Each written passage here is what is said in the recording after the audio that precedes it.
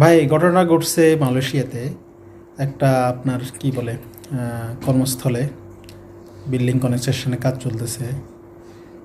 আমাদের কিছু প্রবাসী ভাইরা আছে এখানে, আরও মালয়েশিয়ানও আছে এখানে।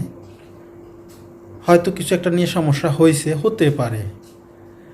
তাই বলে এভাবে তাদের দেশের নাগরিককে এভাবে মারা কি ঠিক হয়েছে সবাই মিলে?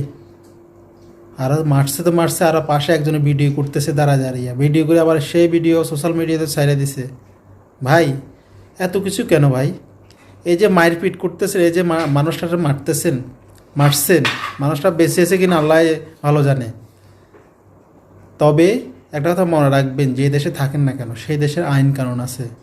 কোনো সমস্যা হলে আপনি আইনের পরামর্শ নেন, আইনের কাছে যান, আপনার পুলিশের কাছে যান আপনারা।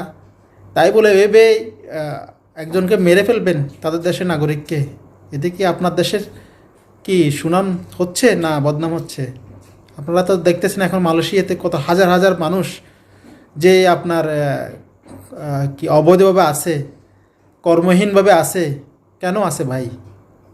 আমাদের জাতিকে বদনাম, আমাদের জাতির যে বদনামটা হচ্ছে এই জন্যেই। দেখেন মারতেছেন তো মারতেছেন, আবার সেটা ভিডিও করে আবার সোশ্যাল মিডিয়াতে ছাড়িয়ে দিচ্ছেন। ভাই কেন ভাই?